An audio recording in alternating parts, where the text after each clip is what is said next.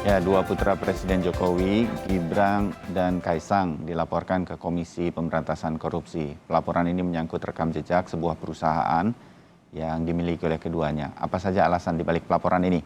Benarkah ada unsur politis dalam pelaporannya?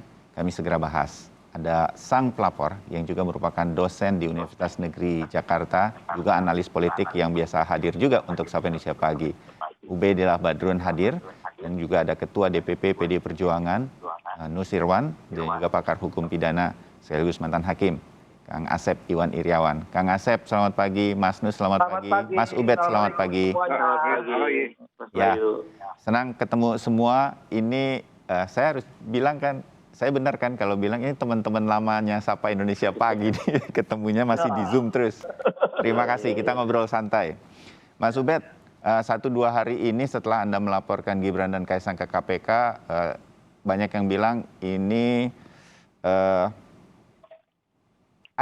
cuma dugaan, cuma asumsi yang kita juga mengerti lah asumsinya. Oh, perusahaan ini baru terjadi, kalau nggak anak presiden mungkin nggak dapat kucuran dana sebesar itu dari sebuah perusahaan begitu. Kita ngerti ini asumsi saja. Apa Mas Ubed tuh udah ada buktinya sehingga kemudian membawa bukti ini ke KPK, Mas Ubed? Ya, Mas Bayu. Tentu saja kita memiliki bukti. Tapi untuk membuktikannya itu kan itu otoritas KPK ya. Ya. Ini karena bermula dari peristiwa empirik, peristiwa nyata yang kemudian menjadi perhatian publik sangat luas. Di kemarin, akhir tahun kemarin kan, ada peristiwa penting di mana anak presiden, inisialnya KP itu, melalui PT kalau nggak salah HBK ya, itu membeli 188 juta lembar saham yang dia beli secara ini di bursa efek, jadi semua orang tahu ya kan, dengan nilai 92,24 miliar itu. Itu juga banyak dipertanyakan oleh banyak ilmuwan ya, oleh akademisi, termasuk pengamat politik yang lain, bukan hanya saya, seperti Ray Rangkuti dan lain-lain. Itu mempertanyakan, itu mestinya ada menjelaskan tuh dari mana, karena kan Kaisang betapapun adalah anak presiden, dia bukan anaknya Ubedillah Badrun, dia bukan anaknya Mas Bayu, yang bukan pejabat publik, kan itu. Karena itu sudah menjadi pertanyaan publik, kecuali tidak ada pertanyaan. Nah, kami kemudian melihat, oh dahsyat ya, anak muda, perusahaannya juga belum lama berdiri, tapi mampu dengan cepat membeli saham dengan cukup fantastis bagi anak muda seusia Kaisang dengan angka 92,2 miliar itu. Lalu kita cek dari mana ya pemodalannya begitu kan? Kemudian kita ternyata menemukan data ini kalau nggak salah di 28 November tahun 2020. Yaitu ada suntikan dana angkanya sekitar 2 juta dolar ya. Atau kalau dirupiahkan itu 28,3 miliar. Itu dari sebuah perusahaan Ventura atau firma Ventura ya. Inisialnya AJWC itu. Nah, itu dipimpin oleh CTJ. Nah, CTJ ini penggalang dana investasi dari grup PTSM. Nah, PTSM ini ada 3 perkara soal pembakaran hutan yang menurut saya merusak lingkungan ya, dan merugikan banyak orang. Makanya Kementerian KLH menuntut anak perusahaan dari PTSM ini nilainya fantastis, tuntutannya sekitar 7,9 triliun. Tapi kan kemudian ada putusan yang tanda tanya juga ya, Mas Bayu, yang kemudian akhirnya hanya membayar 78,5 miliar. Oke. Itu pertanyaan-pertanyaan yang ya kan kita basisnya data empirik. Nah, sebelum dikasih suntikan dana 2 juta dolar itu atau 28,3 miliar, ternyata sebelumnya ada suntikan dana juga, Mas, di bulan Agustus 2019. itu lebih besar ya, 5 juta dolar misalnya. Ya, atau sekitar 71 miliar. Nah, pertanyaannya ini sepertinya kita perlu melihat ini persoalan yang menjadi pertanyaan publik.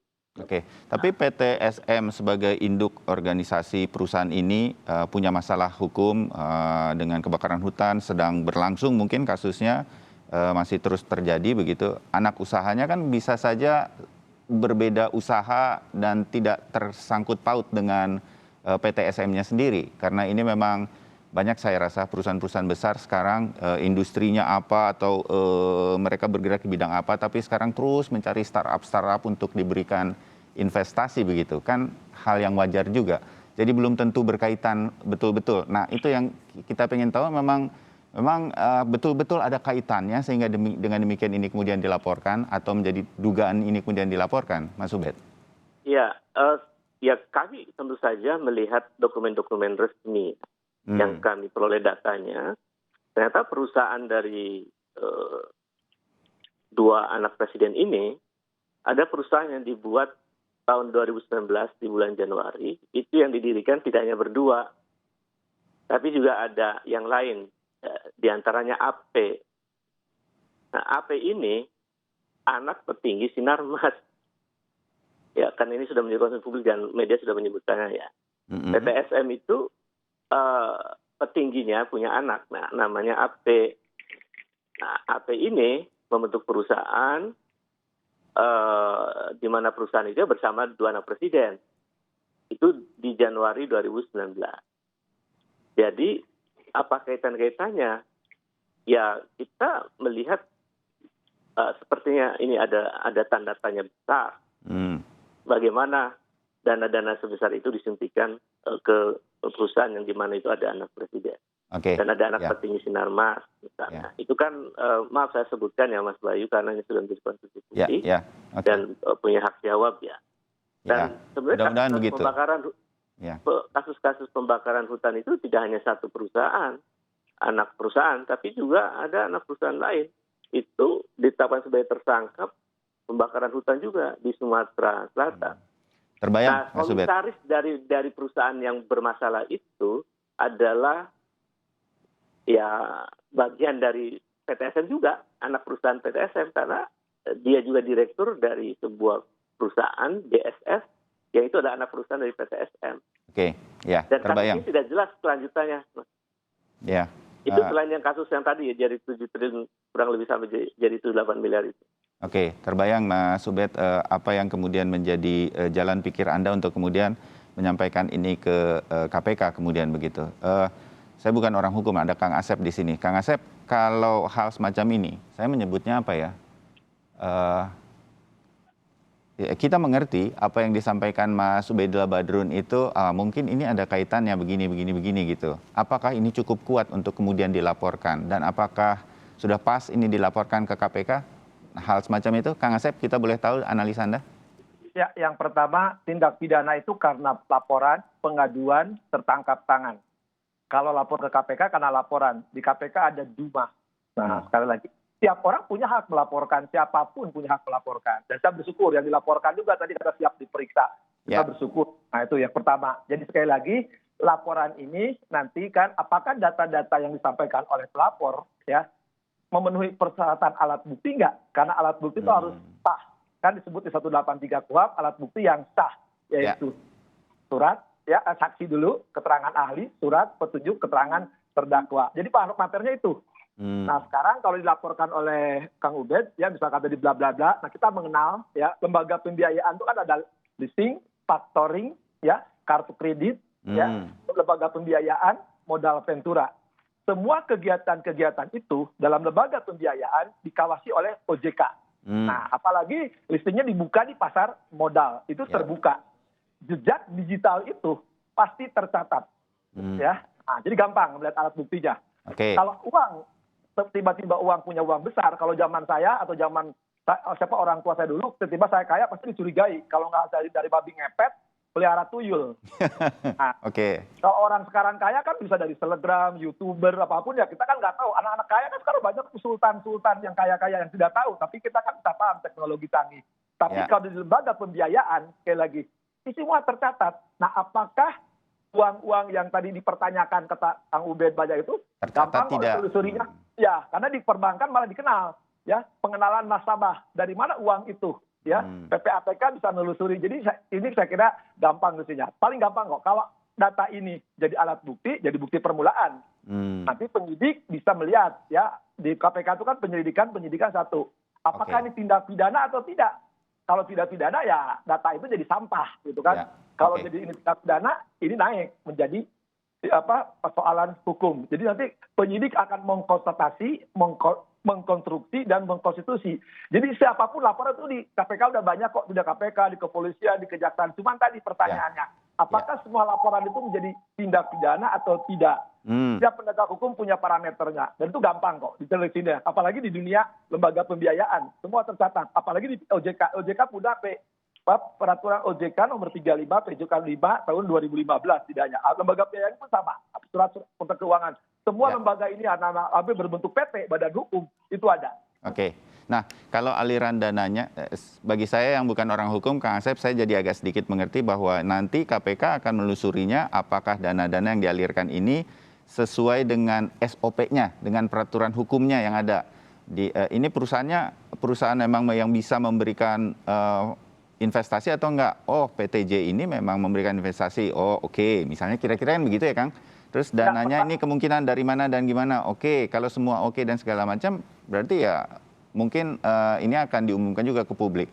Tapi kalau analisanya Kang Ubed atau Mas Ubed tadi berkaitan dengan, oh PT ini ada hubungannya dengan kebakaran hutan dan lain-lain. Nah itu tidak bisa jalan pikirnya Mas Ubed itu nggak bisa kemudian menjadi jalan masuk bagi KPK dalam hal ini yang mendapatkan laporan ini untuk kemudian ditindaklanjuti atau selesai dari aliran dana itu saja, Kang? Mas Bayu, KPK itu kewenangannya tindak pidana korupsi. Jenisnya banyak, sampai 30. Yang paling gampang kita kenalkan merugikan keuangan negara. Suap, gratifikasi, ya. Nah, tinggal kita masukkan apakah yang dilaporkan itu merupakan tindak pidana kategori itu. Nah, kategori tadi pidana itu, yang katakanlah tadi ada putusan kebakaran hutan, ada putusan lainnya, ada badan usaha. Nah, kita kenal ada kejahatan korporasi. Apakah perusahaan-perusahaan itu ketika diproses dan diputus setelah berkekuatan hukum tetap, uang-uang yang ada dalam kejahatan korporasi itu, kan prinsipnya penyisian uang itu kemana uang mengalir. Nah, uang mengalir kan ketahuan. Kalau Cikapundung, Citarum, Ciliwung, arahnya kemana gitu kan. Nah, ketika di putusan kebakaran hutan, sekali lagi, tindak pidananya kebakaran hutan, apakah uang itu ngalir ke perusahaan-perusahaan ABCD? Dan kita harus memilah perusahaan induk dan perusahaan anak. Masing-masing punya tanggung jawab hukum sendiri, karena mereka badan hukumnya sendiri. Nah, sekali lagi, ya, setiap orang punya hak untuk ikut serta pembiayaan, penyertaan modal. Tapi ketika penyertaan modal dalam bentuk lembaga pembiayaan, tadi kewenangannya sementara ada di Kementerian Keuangan atau di OJK. Kalau perbankan di perbankan, termasuk di pasar modal. Nah, sejauh mana KPK bisa masuk? Nah, ketika ada laporan, KPK punya hak full bucket pengumpulan barang bukti dan keterangan. Jadi KPK bisa penyelidikan, cuma memang nggak bisa dibuka. Karena itu kan sifatnya mereka kewenangan penyidik, pro justisia itu harus tahu. Kita akan tahunya kalau ini di pengadilan. Nah, tapi gampang kok cara sederhana. Kalau lembaga-lembaga karena di badan hukum berbentuk PT atau badan usaha apapun, itu pasti kan harus laporan tiap tahun. Ada RUPS, ada pengawasan dan sebagainya. Nah itu gampang kok. Uang mengalir itu bisa telusuri apa mengalir ke anak presiden, anak gubernur, anak tukang bajigur, itu akan ketahuan. Ya, oke. Terbayang Kang Asep, kira-kiranya apa yang akan kemudian dilakukan oleh KPK sekarang sedang verifikasi data dari pelaporan ini. Mas Nus, PDI Perjuangan sendiri boleh tahu berkaitan dengan ini, ada rapat tertentukah, ada kemudian bersiap untuk sesuatu, terutama untuk Gibran, karena disebut namanya begitu. Walaupun saya membacanya dan mendengarnya, ini sebetulnya Kaisang yang membentuk perusahaannya begitu. Mas Nus, boleh tahu di PDIP tanggapannya seperti apa? Terima kasih, selamat pagi. Yang pertama tentu saya akan harus cepat jawab, nggak ada rapat soal ini. Ya, oke. Mirip saja dengan kakak saya Mas Rudi, itu biasa saja yang dilakukan. Tentu tentu dari penjelasan dari Kang Asep tadi, dan yang mulia Pak Ubaidillah, tentu yang pertama targetnya sudah agak tercapai. Pak Ubaidillah menjadi semakin populer lah gitu, paling tidak minimal. Nanti tanggapin ya Mas Ubed ya. Jadi kalau urusan hukum Kang Asep lebih menguasai. Tentu kalau kami melihatnya ini adalah dari sisi bahwa tidak dipungkiri kinerja pemerintahan di bawah Presiden Jokowi itu berdasarkan semua survei itu bertahan di atas rata-rata normalnya negara-negara yang mengalami pandemi. 70% semua. Tentu putranya yang sekarang ini dijadikan pembahasan, juga Mas Gibran sekarang memimpin kota Solo. Kita sudah lihat semuanya baik-baik saja dan mampu melakukan kepemimpinan di kota Madya Solo. Ya. Itu semua tentunya tidak diharapkan oleh Pak Ubaidillah dan semua teman-teman dan rekan-rekan kita yang lain begitu ya. Ini bagaimana nyetop pemerintahannya juga susah, membuat gaduh juga sulit, ternyata tetap bisa kerja, penilaian rakyat begitu bagus, maka ya kita carilah apa yang kira-kira mungkin untuk mendegradasi keberhasilan kerja. Jadi Dan lebih politis menurut Mas Nus ini ya? Yang mengatakan politis itu Anda lah ya, tapi saya nanti kalau mengatakan politis terlalu kencang begitu, nggak apa-apa. Tapi karena kita juga tahu bahwa kondisi ini tentu tidak bisa terlepas sendirian Kang Ubed begitu saja, tentu tidak. Tapi minimal Kang Ubed sebagai representasi ya saya ucapkan selamat tahun baru, tahun 2022 dan mampu untuk mempopulerkan diri itu yang pertama. Yang kedua tentu banyak pihak yang tidak menyukai juga keberhasilan yang sudah dilakukan oleh pemerintahan maupun mampu mempertahankan karakter keluarga. Dalam hal ini adalah anak-anak Mas Gibran dan Kaisang yang tadi disebut-sebut, tentu menjadi keluarga pemimpin itu tidak gampang ya, harus menjaga diri dan sebagainya, dan itu tentu tidak bisa dipungkiri. Semua akan melihat berkaitan dengan apakah usahanya seperti apa dan sebagainya. Nanti saya tidak masuk ke urusan yang tadi dijelaskan oleh Kang Asep. Ya. Tapi semua itu tentunya tidak akan dilakukan oleh personal ya. Urusan korporasi itu bisa dilakukan di negara ini, semua pun bisa melakukan. Tapi nanti kami serahkan saja, silakan, tidak masalah. Tadi sudah ditegaskan bahwa siapapun boleh melapor, tidak ada larangan. Nah, nanti tentu ini ada sambungan apa tidak, itu nanti hukumlah yang akan bergerak. Hanya yang menjadi poin yang penting bahwa tentu ini ada maksud-maksud yang diharapkan bisa berpengaruh terhadap penilaian publik atas pemerintahan maupun siapa yang memimpin. Dan tentu tidak terlepas dari partainya yang mana nih. Nah, ini maka kalau saya melihat ini pasti tujuannya tentu di samping Pak Jokowi, tentu ya partainya Pak Jokowi dan putranya ini kan semua di PDI Perjuangan. Jadi kan maksudnya kurang lebih, tapi sayang dua-duanya penilaiannya tetap kita berada di paling atas. Jadi apapun penggoyangan dan apapun yang dilakukan itu kita tetap pada koridor untuk menjaga performance untuk tetap baik, kita sesuai dengan aturan. Kita tidak pernah punya pikiran untuk melakukan hal-hal yang negatif.